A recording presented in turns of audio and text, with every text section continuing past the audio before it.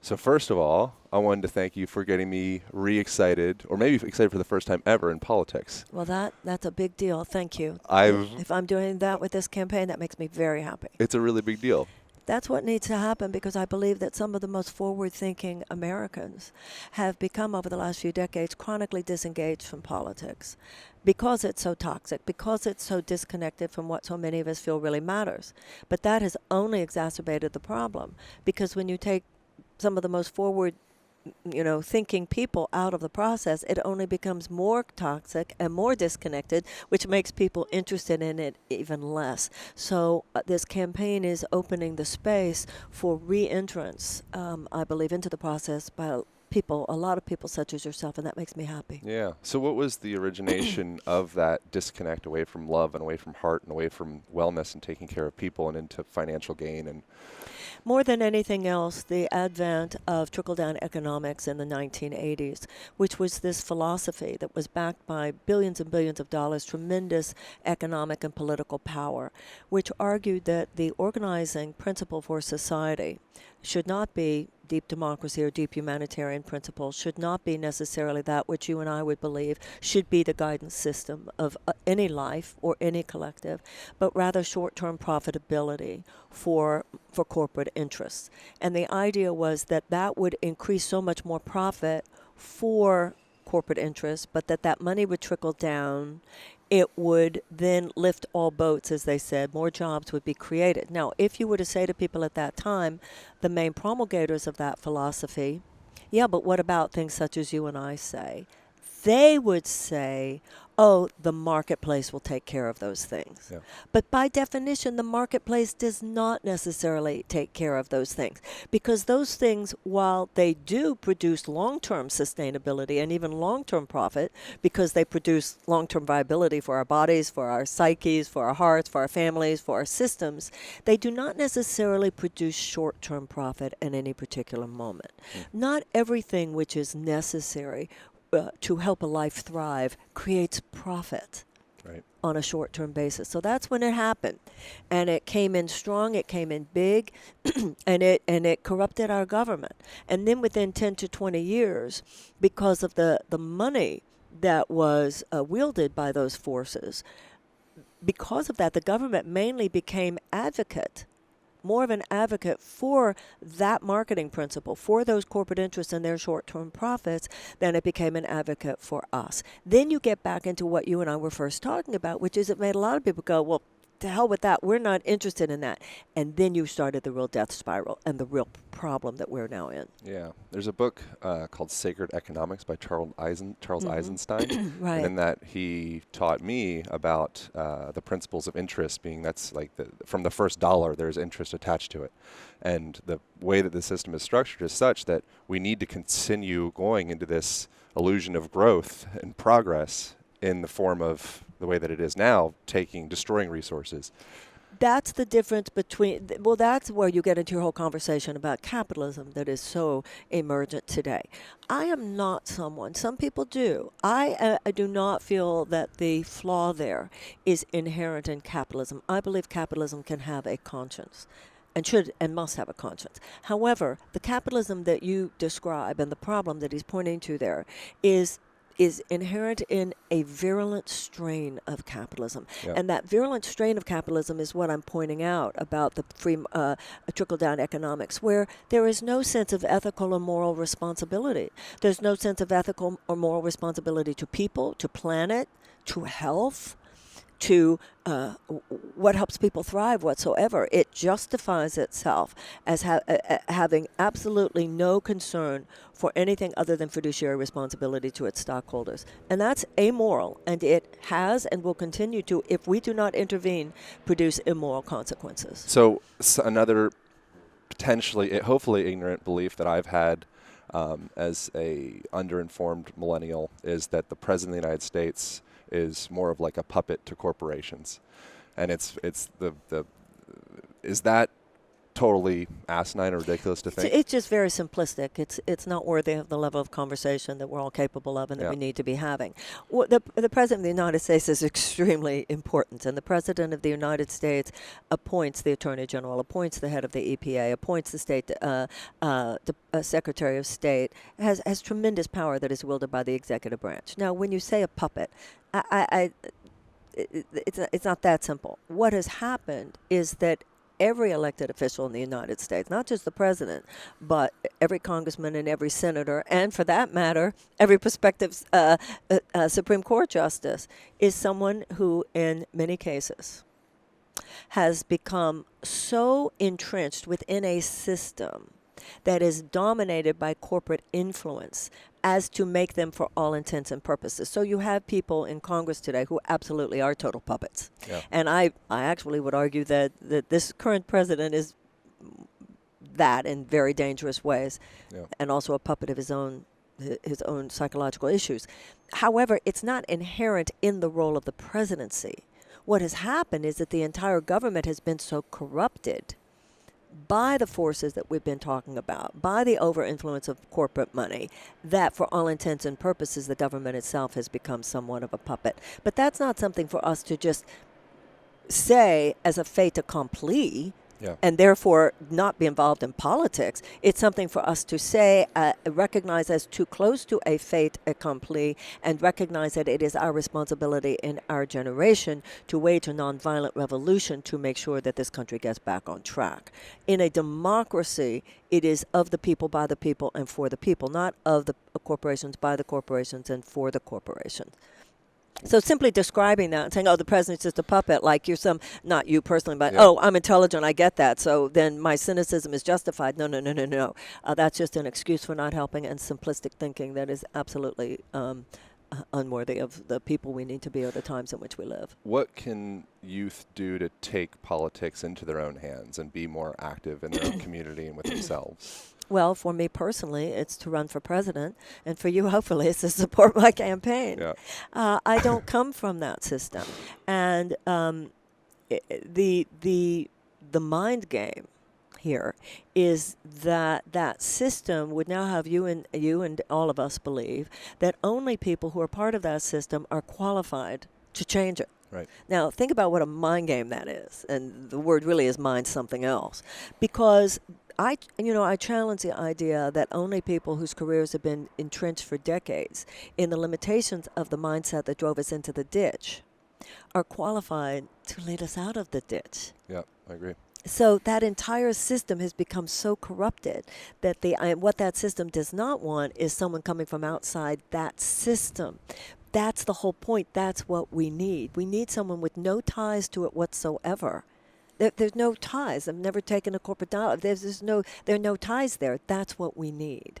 And yet we've all been trained to think that this political class they're the ones who should drive that car. And I think, we have many great political experts, but we're on the wrong road. Yeah. We're on the wrong road. How have your perspectives or yourself shifted during this campaign, going from before like a spiritual leader, I'd say, to now still a spiritual leader in politics? Well, I was always a political activist. I mean, my major note has been the spiritual teaching, but I've always minored in politics and political activism. Yeah. My concern about what has gone wrong, my clarity about what has gone wrong, my clarity about what we need to do to change it is consistent, constant, and unchanged. What has changed, if anything, is that my recognition that the corruption, it goes even deeper than I knew. The Constitution doesn't even mention political parties. And George Washington warned us about them when he left office.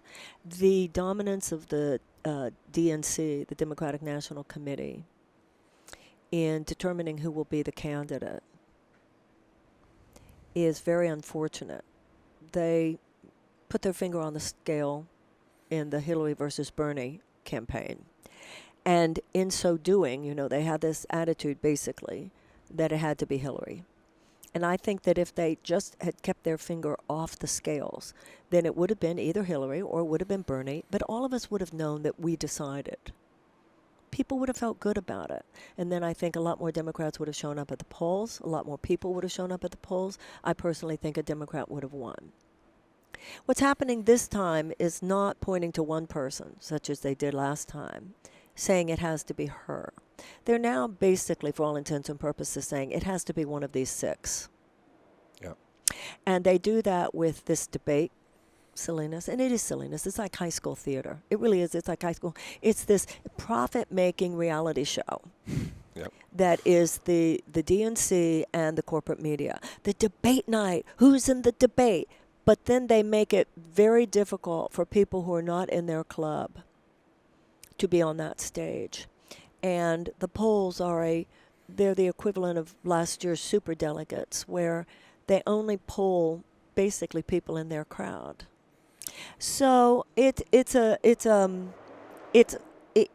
unfortunate for our democracy, because what it means is that those who represent some of the things which most need to be fixed have too much of a lock on the system. I have learned that. I'm hoping to be able to break that lock. I'm trying. The problem is you're talking about so many millions of dollars that the establishment candidates have. You're talking about so many millions of dollars represented by the kind of persuasion, not just money, but everything about it, that the persuasion that can be wielded by media when it is in conjunction. It's kind of like this political media industrial complex. Yeah. Now, it's not a monolith, because there are very, very good people who are part of all those systems, but the system itself is corrupted in ways that are dangerous for the functioning of our democracy. Something that's stood out with me upon digging into your work is your level of inspiration is exceptionally beautiful. Thank you. And I wonder, how does a person at an individual level in middle of Missouri working some 9-to-5 job, like how do they cultivate, not to say that they may or may not have the same level of inspiration, but how do we cultivate inspiration as an individual? Well, I think that we want to stay away from our own sense of spiritual superiority there. I don't experience what you just described. Yeah, I take back the 9-to-5 Yeah, part. I saw your own process with that. Yeah. First of all, look at something, let's say Alcoholics Anonymous, which is a spiritual program. It's everywhere. Yeah. And there are people who are part of religious, including a lot of the areas that you just described are Christian. And even though all of us have had our moments of eye rolling regarding all organized religious institutions at times, let's remember they were also very sincere and sincerely driven and sincerely beautiful churches and mosques and synagogues. And there's a lot of institutional religion out there which is very deep and very real and very meaningful.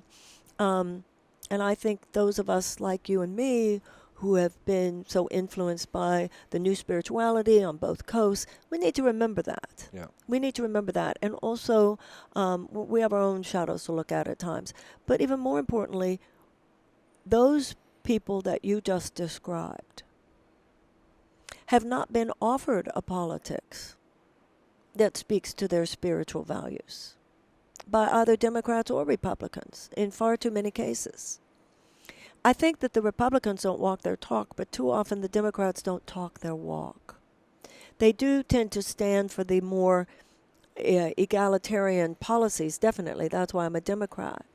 But so often the relationship with the constituency tends to be elitist, including with the people that you're describing, not recognizing that they care about their values as much as their pocketbooks. Yeah, I think I more mean the person that, speaking specifically, the person that feels trapped, or the person that, over half of Americans aren't able to afford a surprise $400 bill, and the people that are kind of feel like they're not in the elite class or the winning class. They don't feel like winners in their own life. Well, the issue here is that they're correct. The system has been rigged against them.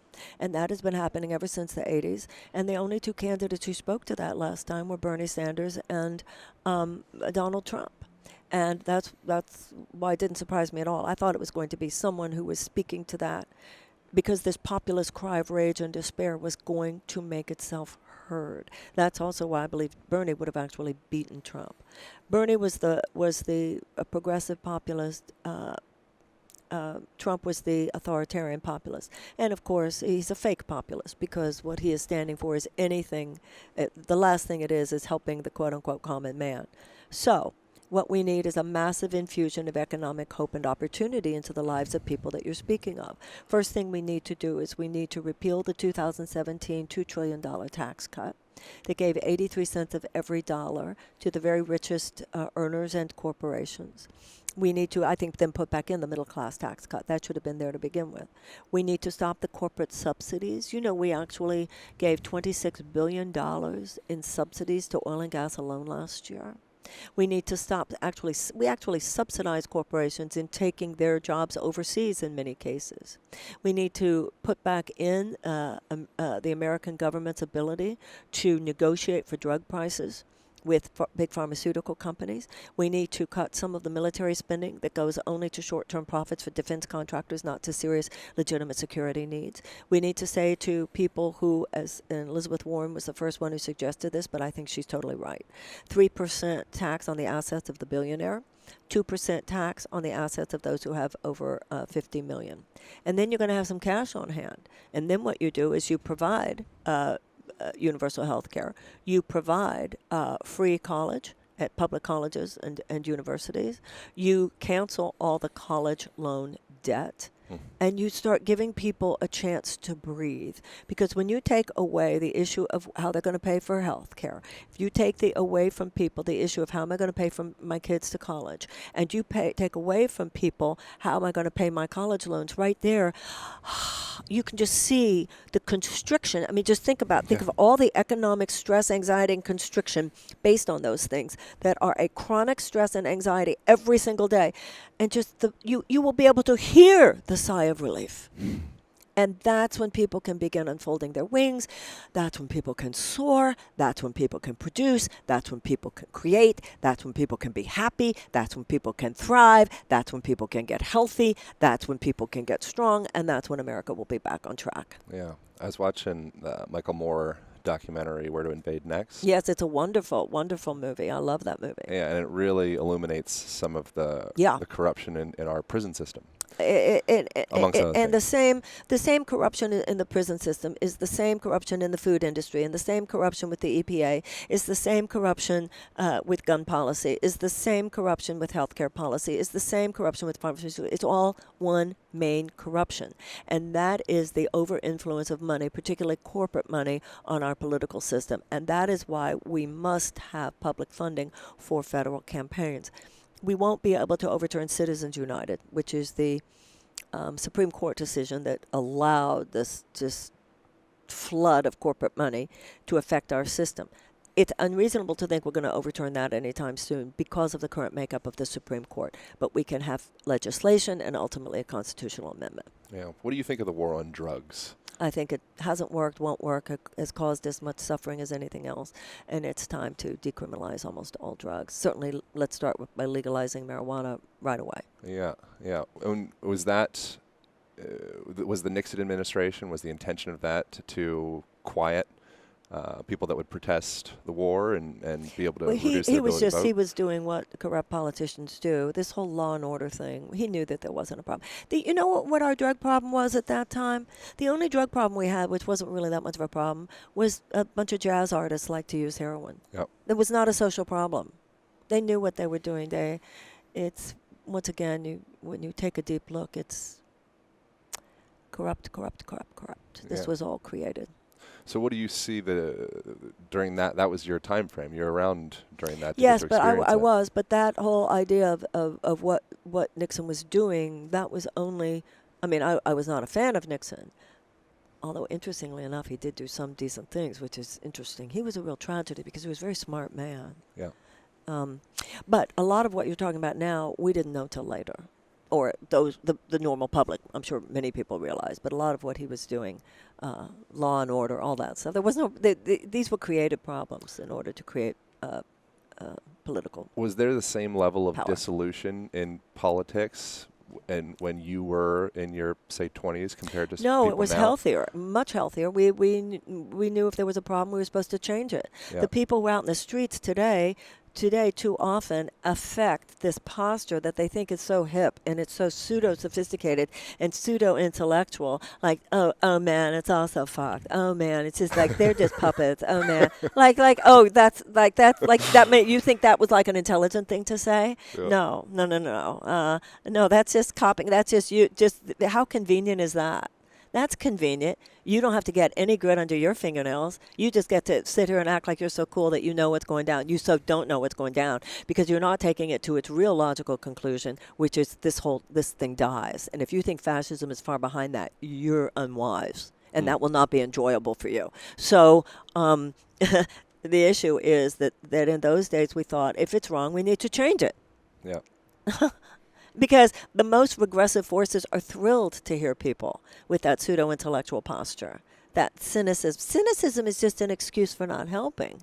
And when it has this veneer of I'm too smart to be active, that makes the most regressive forces delighted. Yeah. If anything shows they're winning and succeeding, it's that they were able to get that many people to buy into that nonsense. Well, in your book, Return to Love, it said something along the lines of being brought to your knees is valuable, so you can actually come to a point of finding God and finding your own heart. But sometimes you need to be brought to your knees. I'm paraphrasing. So you said well, it much but more some people get eloquently. through wisdom. You know, in the Course in Miracles, it says, it is not up to you what you learn. It is merely up to you whether you learn through joy or through pain.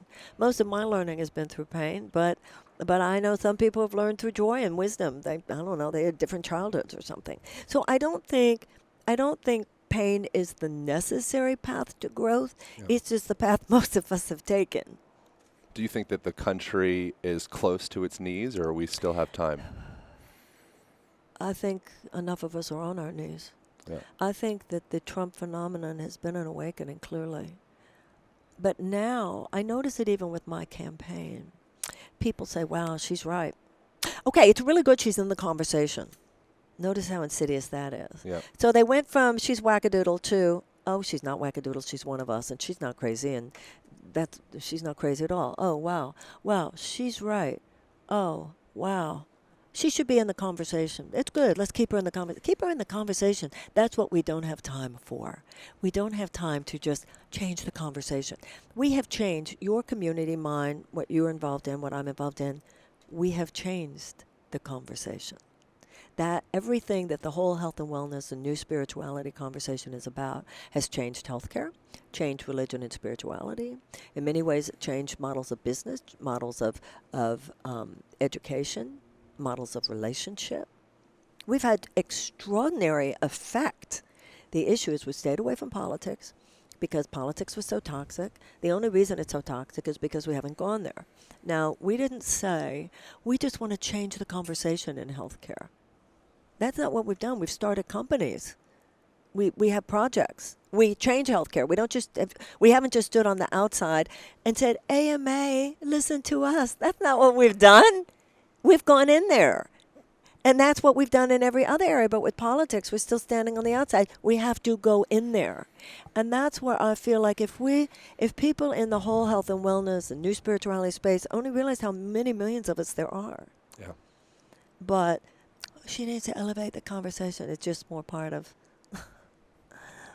So, is there time? There's time if we get busy. There's time if we activate our power. But anybody who thinks we can wait another cycle, no, there will not be time if we take this too slowly. We have waited too long. It's not midnight, but it's 11:45. What is worst case scenario? What scares you about Trump being reelected? Almost everything. If we give him another term, the prospects are chilling. I wouldn't be surprised if we started seeing journalists jailed that he didn't like. I hate to even put out something like that, but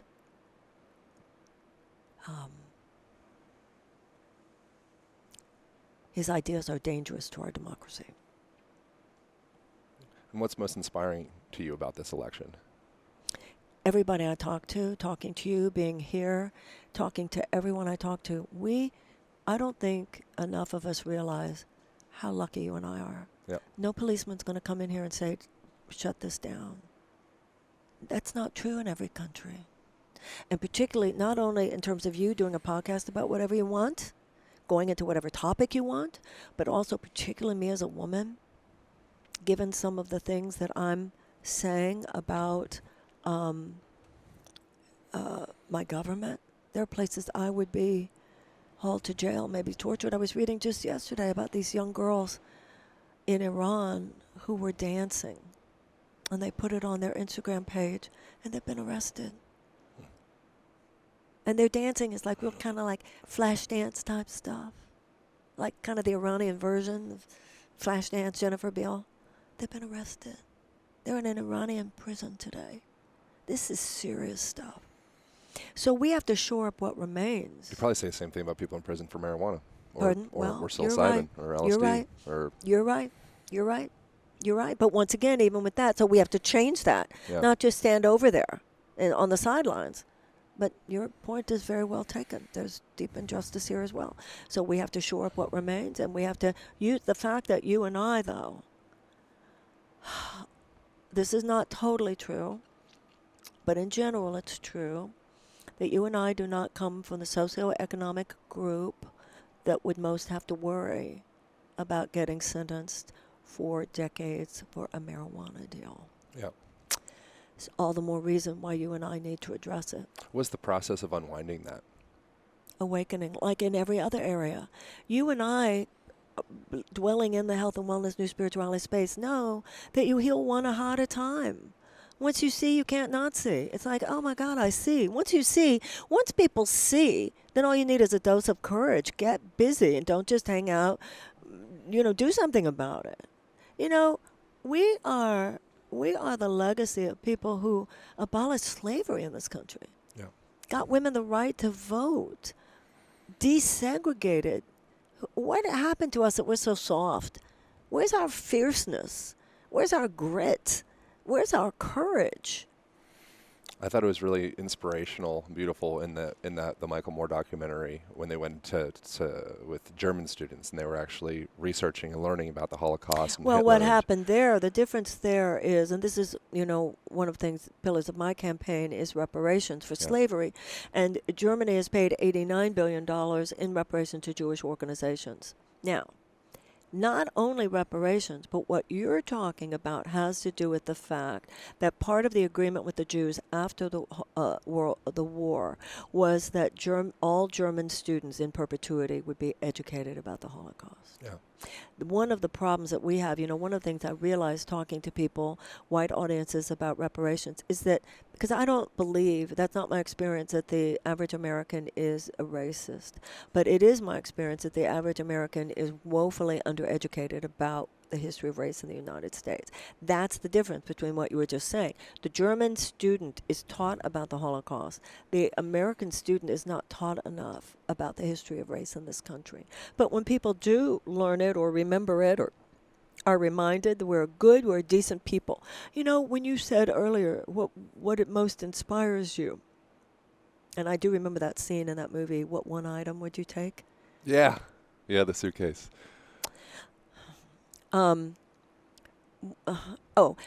learned that the system in a way is even more corrupted than I knew, but I'll tell you something, the people are even more wonderful than I thought. When you were talking earlier about sort of middle America, if you came with me on a trip, you'd be blown away by how cool and hip and conscious people are everywhere in this country.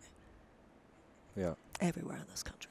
I'm realizing... And decent and dignified and smart. We have a politics that does not speak to the nobility and the intelligence of the American people. And that's why I believe my campaign is successful. And when I say my campaign is successful, some people tell, oh, you haven't polled. No, you don't get it. That's not recognizing, that is not registering the groundswell. Because the groundswell is among people who might not be registering those polls, but who are smart. We are smart people. And our political establishment talks to us like we're dumb. Yeah. And it talks to our self-interest, but in fact we are noble. And when you have a candidate, and this is what I seek to do, and I believe it's working. When I say it's working, what does that mean? It means people are attending my talks, people are coming, people are donating. Why? Because people know it's time for a more noble conversation, a more intelligent conversation, and a more responsible conversation. Yeah, I'm realizing in this moment with you, the reason that I've been so disillusioned from the political conversation in general is just a lack of knowledge and a lack of information, a lack of work on my part, learning. And so as it starts to open up, you can start to actually see some of these openings of how it's like we geometry. can go in and change. Yeah, it's like geometry. Like once you see it, that's so true. But be clear, the political establishment has thrived by disconnecting those dots. Yeah, it's media. Exactly, it's Consumerism. media and the system. Yeah. So that because the system, political leadership should be educational. Political leadership should be explaining to people, this is the situation and this is what we need to do about it. But the political leadership too often doesn't tell you the situation. It just tries to figure out from some focus group what you want to hear to get your vote. And so it doesn't empower, it disempowers. And people's eyes glaze over. But we are a rambunctious people. I mean, we are a people who go, I'm not going to take that once we understand the situation, but the facts have been scrambled. Yeah. If you were in the Holocaust situation, you were told that you had to fill up your suitcase, what would you put in there?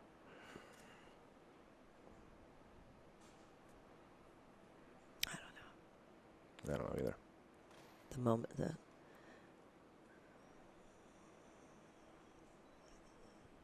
who can even?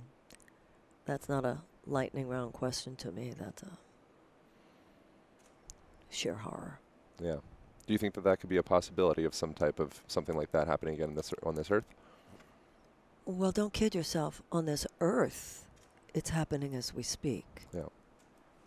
On this earth, atrocities are happening as we speak. To that level? Do you think it's There is genocide. The Saudi Arabian war against Yemen right now is not only a genocidal war, but the United States, for the sake of $360 billion in arms sale, is giving aerial support to that war, in which tens of thousands of Yemenis have been starved, including children.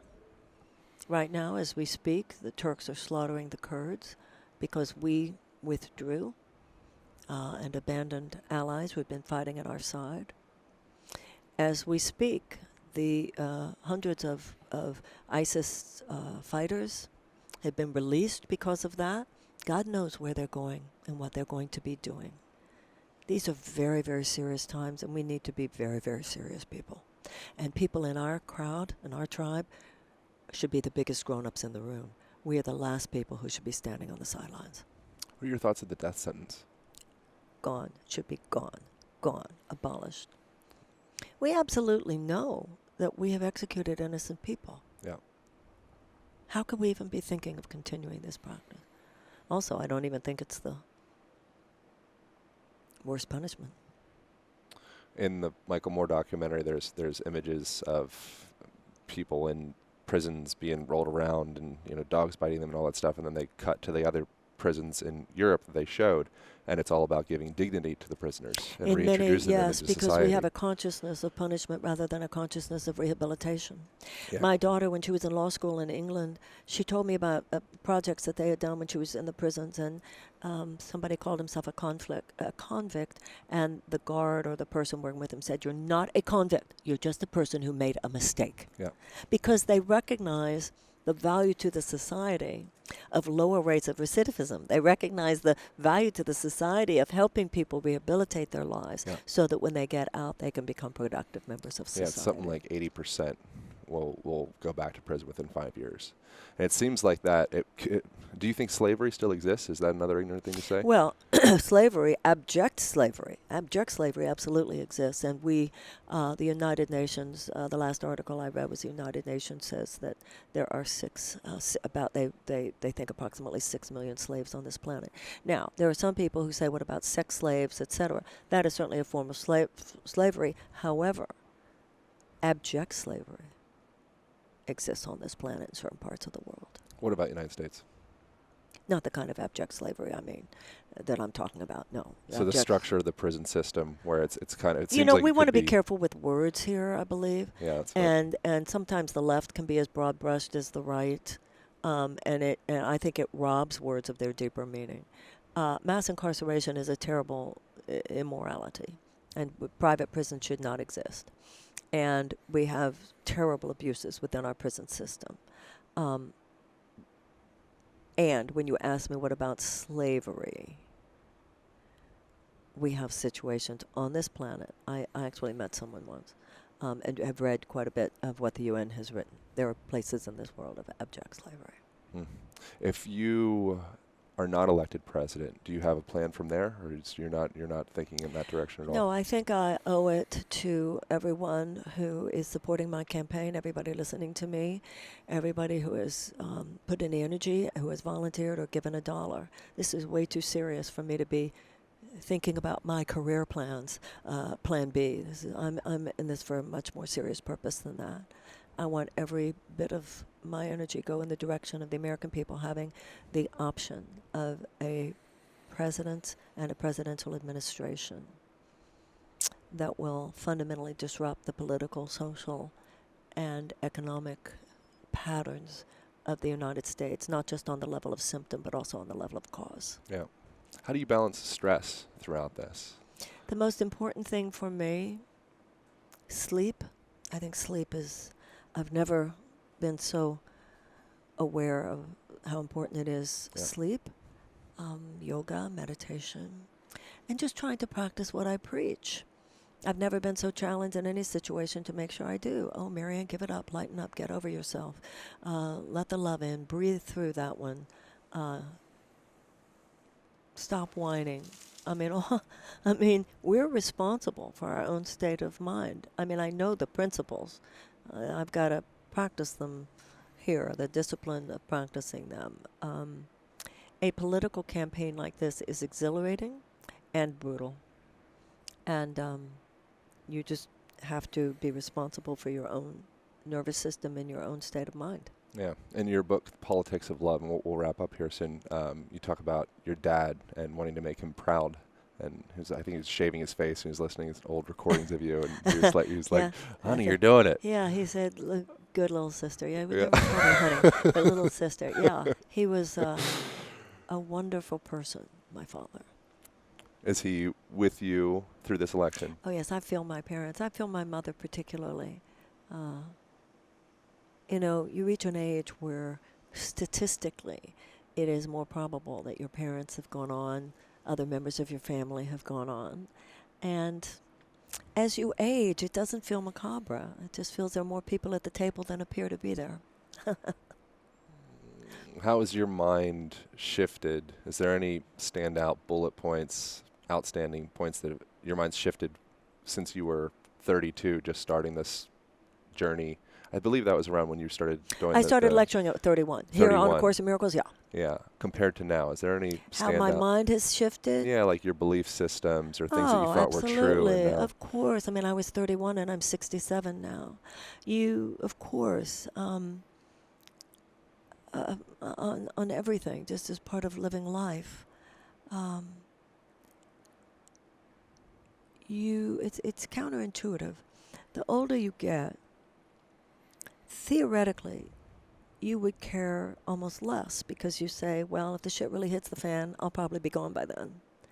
But it works the opposite. You care even more. The older you get, the more you recognize the urgency to change things in time. Yeah. Beautiful. Thank you. Thank you so much. I so greatly appreciate it. Can I give you a hug? I appreciate it. I really appreciate getting to do this with you. This is funny. Your headphones made my put it back on. Put it back on. I need to tell people where. So what are people supposed to do? Oh, thank you. Thank you very much for asking. What people are supposed to do is go to Marianne2020.com and donate money. Yeah. Because money, there's nothing mysterious there. Money enables me to grow the infrastructure, and what I really need now is to be able to be on television ads. A lot of the polling, a lot of the support just comes from name recognition.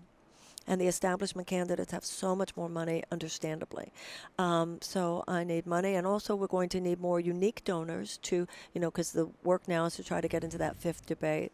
So even if somebody hasn't given it all, to please give at least $1. And if somebody really wants to see this campaign out there, give as generously as they feel they can. And then volunteer, sign up to volunteer. And, particularly if you're in Iowa or New Hampshire or California, which is now an early primary state, or South Carolina or Nevada, but no matter where you are, we'll put you to work making phone calls and texting. So no matter where you are, you can volunteer. Tell your friends, get on social media. Don't frickin' protect your brand. What is going on here? What is going on? That's the corruption of our own crowd. Oh, well, I have some people who might be offended. Really? Really? Yeah, the last thing, another thing I learned from you, amongst other things, is there's no monopoly on truth amongst the dogmas. Absolutely. Of course, none of us have a monopoly on truth. And that's true politically, too. I'm a left-winger, but there's some very intelligent conservatives in this country. Eisenhower said the American mind at its best is both liberal and conservative. There are high-minded conservative principles as well as high-minded liberal principles. And the really dark stuff that you and I have talked about today, that's not conservative or liberal. That's corporatist. Yep. That's an amoral corporatism that is not conservative or liberal. Yeah, we have to learn honorable debate and disagreement. Just like in an intimate relationship, you have to be able to fight. You have to be able to duke it out. You have to be able to say, okay, we have to talk. Yeah. I mean, the relationship will get stuck without that. But you can talk without under the belt, without unfair, nonviolent communication. And we need to always remember that in politics as much as in everything else. None of us has the only take on truth. Beautiful. Well, your connection to your own values and heart and empathy, it's inspiring. Thank you. So, thank you. Thank you. All right, wrap this thing up. Thanks for listening.